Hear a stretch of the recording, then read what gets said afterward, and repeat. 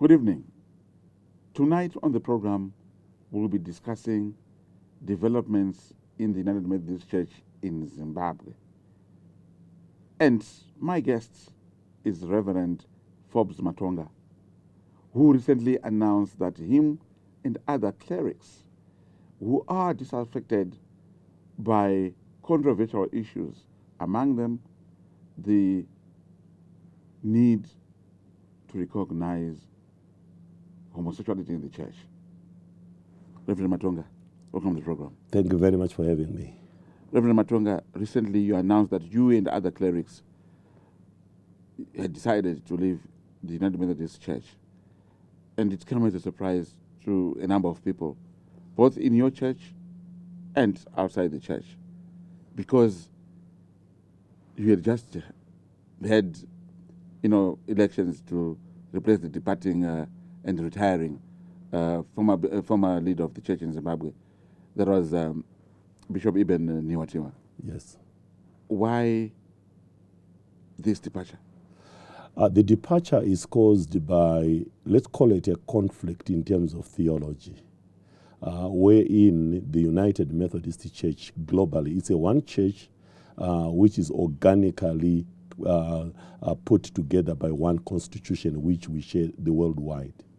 And it holds its general conference every 4 years. And I think last year you heard that we had our general conference in Charlotte, North Carolina, in the United States of America. There, the church changed its position with regard to the inclusion of homosexuals in the church.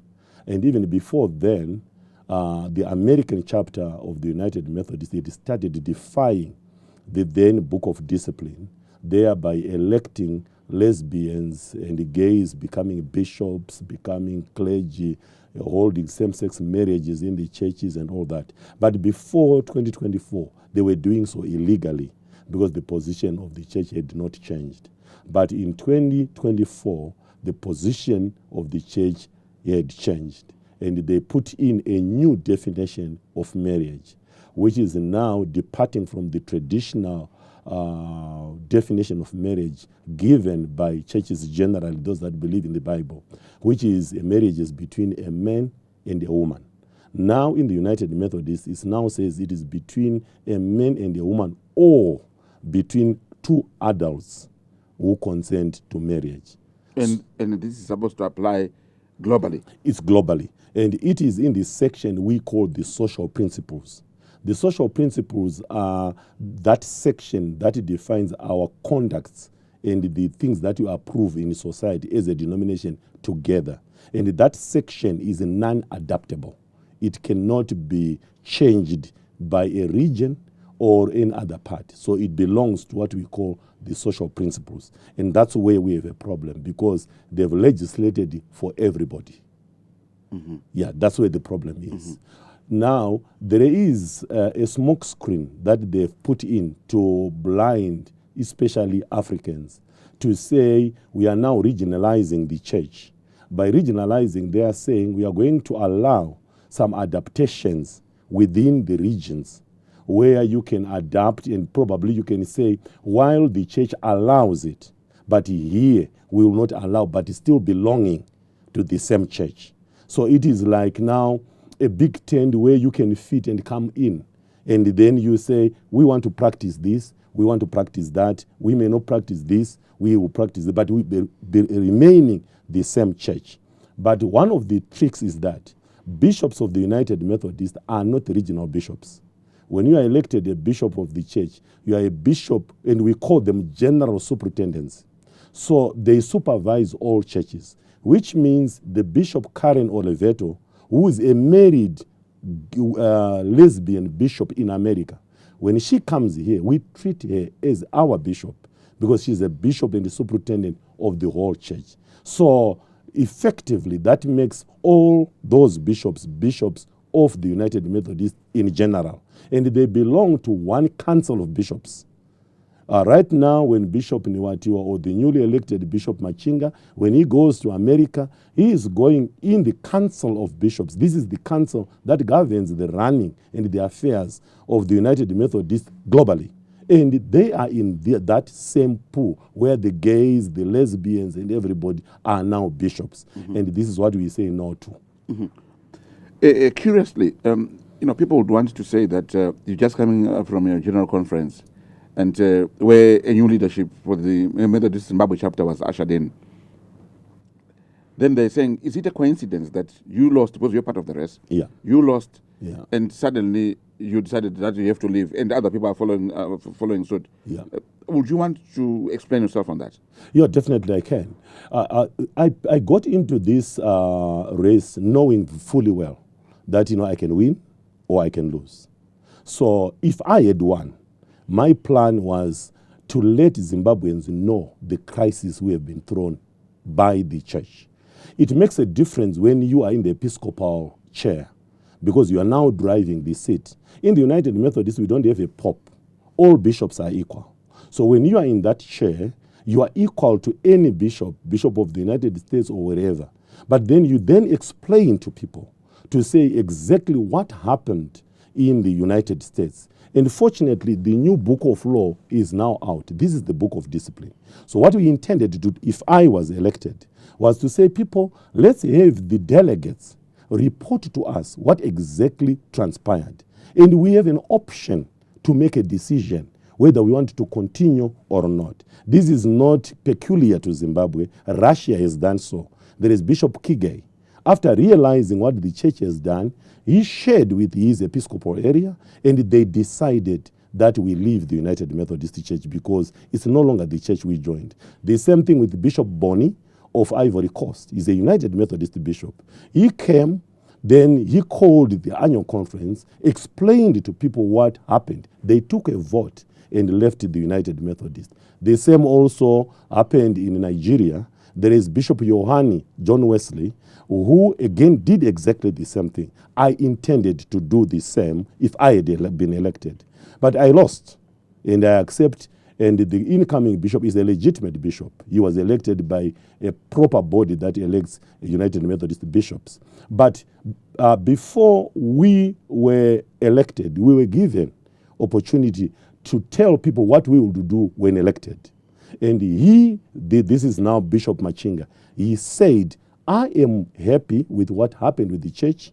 He will remain with the United Methodist Church, and everything that they have said they are going to do, he is embracing that. Okay, so we'll take it up from there in the second segment. Let's take a breather. Thank you. Please join us in the second segment as we talk about the developments in the United Methodist Church in Zimbabwe. And our guest tonight is Reverend Forbes Matonga.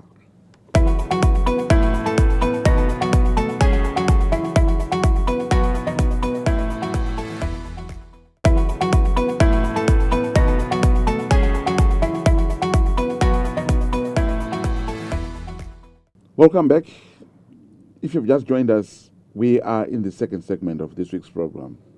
And this week, we are discussing developments in the United Methodist Church, the Zimbabwean chapter, following the resolutions by the global church to recognize same-sex marriages.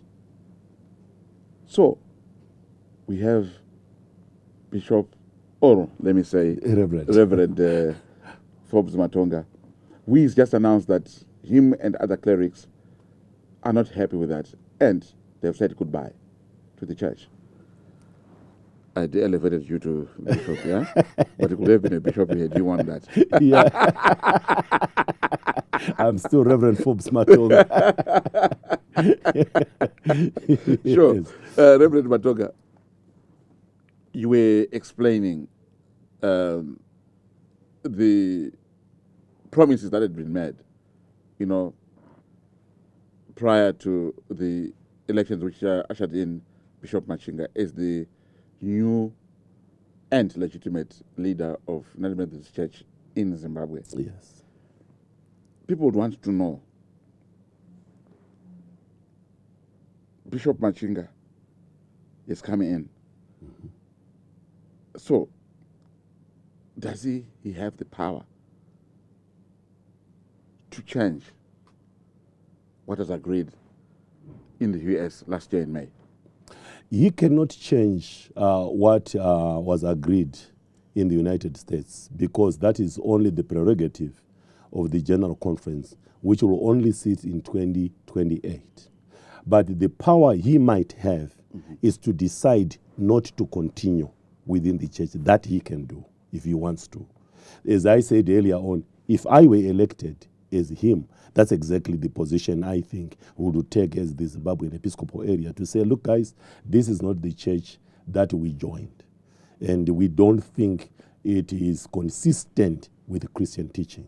So, but to change right now and remain in the United Methodist is a contradiction. He cannot do that. Okay, so in other words, you can have, different parishioners in the church, yeah? Yeah. With these controversial amendments existing. And then it would be up to the people who are actually congregating in the church to say, if I want to get married to so-and-so, I can do it because it is recognized by the global church. Precisely. Even if you don't agree with that, but because you are bound by what happened there, you cannot change that. Precisely. That is the danger. That is the danger. And people were, like, for example, they are saying, it will not happen in Zimbabwe because the constitution of Zimbabwe does not allow it. But Bishop Machinga belongs to a wider church. Our church is in South Africa. South Africa allows homosexuality. And our own children, if they go to South Africa, they want to wed in a United Methodist church, they can do so. Because the church allows it and the church blesses it. Now it's recognizing it's one of the gifts from God. And that's what we are saying. And our children, for example, Zimbabweans are all over. They are in the United States, which means in the United States, they can be wedded there. They are in the UK. They can be wedded there. And their very church, they can raise this book of discipline. I'm protected by the book of discipline. And I'm allowed to do so. And I cannot be chucked out of the church because of this. It is allowed. So to think, we can only be in Zimbabwe and do so when we are in a global church, it doesn't work that way. So, and that's exactly our fear, that, we are baptizing, that we as adults today, we may say we resist, but our children, we have put them in a channel where they're exposed in this thing, where this thing is now being blessed. That's exactly where our problem is. So where does this leave the UMC Zimbabwe? What it is now is that definitely we are headed for a split. And when I announced, I did not invite people and I did not tell them I'm forming a church. I simply said, as Joshua said, me and my family, I'll worship the true God. I cannot do this. Fortunately, at the church where I was worshiping, there were two retiring pastors who are a couple. The Reverend, remember Masamba, and the Reverend Mary Masamba. My wife also happens to be a reverend. The four of us at Murewa Mission, we stood in front of the church and we announced to the church that now that this is where the church is headed, we have decided to leave the United Methodist Church. We shall find a space where we'll worship, but not definitely here. We are not fighting for any property. We are not fighting for any name. We have decided to move out of the United Methodist.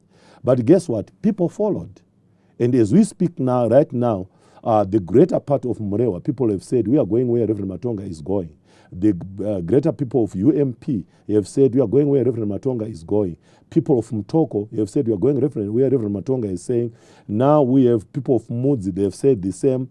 We now have people as far as Bait Bridge, Chiredzi, Kadoma, who have said this is exactly the position we are going to take. So what we are telling them is now that we are now getting in touch with other United Methodists the world over. We have taken a similar position, and we need probably to align ourselves with those that are Methodists. They hold the traditional doctrines of the church, and we continue to be a worldwide church, but we cannot continue as United Methodist Church. No, we can't. Mm-hmm.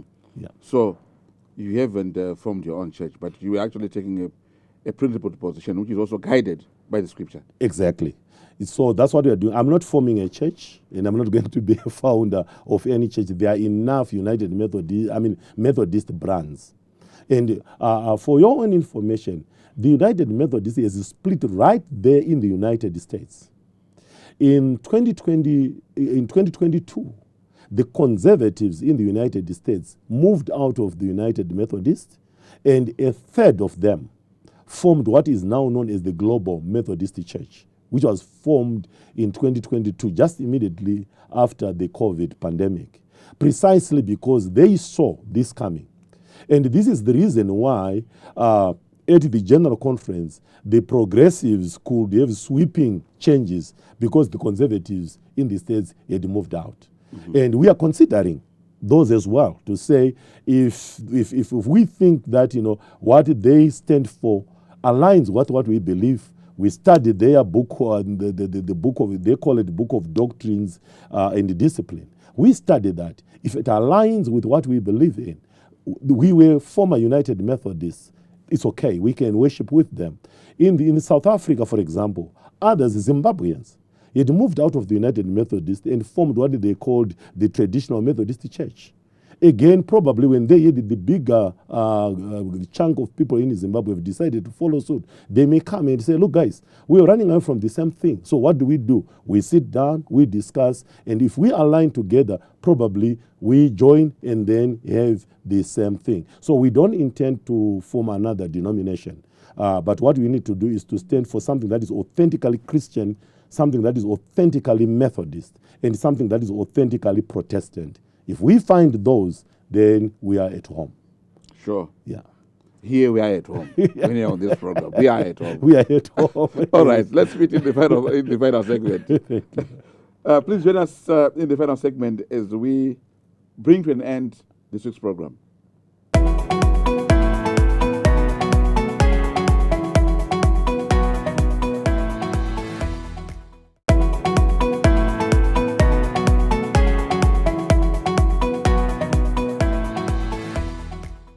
Welcome back. If you're just joining us at the tail end of this week's program, we are with Reverend Forbes Matonga, who has just decided to wave goodbye to the United Methodist Church in Zimbabwe, where he has been a servant and leading the Murewa Church. Reverend Matonga. Yes. I thought if I could say Murewa Mission, yeah, but there's also a Murewa Mission as the school. Yeah. But I'll just say the Murewa Church. That's correct. It's correct, right? Yeah, that's correct. Yeah. Okay. Yeah. Reverend Matonga, you were talking about you being heading towards the split. Yeah. In the UMC. Do you see any way back? Because, you're talking about something that was actually done and resolved by, the Global Council within the UMC. Do you see any way back, in 2028, when the new doctrine will be up for revision? I don't see that. I don't see that. Why? Because the church in the United States is on the decline. You may need to know that in 1972, the United Methodist has 11 million members in the United States. And it has been on consistent decline because of this progressive agenda. And as we speak right now, there are less than 4 million in the United States. The part where the United Methodist was growing is Africa. And now Africa is split. For example, just Ivory Coast alone had 1 million United Methodists, and it has moved out. So I don't see in the short term Africans being in the majority. So it will take a long time while the Americans, the progressive that are now controlling the church, being in control. And this is exactly why they've put what they are calling regionalization. What they are calling regionalization is to ensure that, Africans don't have much say when they go to the actual general conference. They will discuss their little issues in the regions. But when they go to the general conference, the Americans will call the shots. So I don't see this doctrine being changed anytime soon within the United Methodist. And this is why we see there is no hope that, it will change at all. Interestingly, President Donald Trump, one of the first things that he said when he began his term in January was that the American law should only recognize that the marriage that will be held sacrosanct is between a man and a woman. Do you believe that you guys who are not happy with what has happened, you can have recourse in the American courts and say, but please, the president has said this, can we try to change this? Yeah, I think if there are some conservatives, because there are other conservatives for sentimental values and history, who are still within the United Methodists in the United States, perhaps they can take that in their courts over there. But generally, we see Trump as God sent, because really the Democrats were heading for a religious disaster. It's not only in the issue of homosexuality, it's the issue of abortion. And you know that this general election, it was a topical issue. And for us as Christians, we go to Jeremiah. What does God say? Jeremiah, I knew you when you were in the womb of your mother, even before you were formed. For us, a human being does not start at birth. But when you are conceived, you are a human being. You have a right to live, unless there are really circumstances where the mother might lose her life or whatever, then there can be abortion. But not willy-nilly to use abortion as contraceptive. We cannot accept that, because this is human life. So you find that, yes, there are many weaknesses in President Trump that people might cite. But from a religious point of view, God used Babylon to punish Israel. So he can use anybody to punish those people that are going against his word. And for us, this time around, Donald Trump is God sent. And we hope people around the world will really find it to say that, you know, he could have used this just to politic. And when he wins the election, he was supposed to forget about the religion and focus on economics. But he's consistently on it. And for us, we see God at work. And we hope Christians will learn that God is speaking, not only through religious people like ourselves, but he's even taking people from politics to say this is wrong, and it is wrong. It is a threat to humanity. It's a threat to culture. It's a threat to social fabric. Look at even the outlook of those people that are calling themselves lesbians and gays. Even the dressing, it's antisocial. So those kind of things, we need to put it to a stop, and we need to build a decent society where we can trust that, you know, I give you my daughter, I expect you to take care of him as an adult. You know, you trust that you come at our school.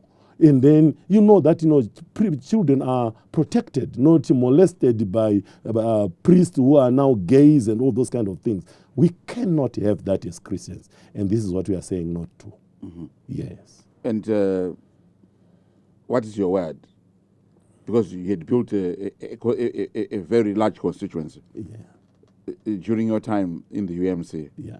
And what is your word to those people who were actually surprised and those who were not surprised by the decision that you took last week? Yeah.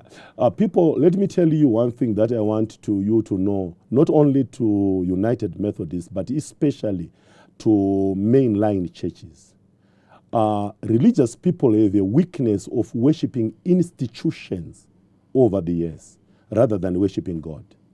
And this is what exactly the Jews did. They were now worshiping the temple rather than worshiping God. And it was destroyed. But they continued to worship God. Many of us were now worshiping institutions, the church called the United Methodists, rather than God. When the church begins to go against God, it's time to move out and listen to what God is saying. God can replace anything and any institution. If he replaced the temple, he can replace these churches. And he will raise other forms of worshiping the true God. So let's seek God while it is time. And it is time. It is time. Here it is time to say goodbye to you. Thank you so very much for according me this opportunity to let people know exactly what is going on. Mm-hmm. And we will remain, it's not about positions, it's about worshiping the true God. Mm-hmm. Thank you very much.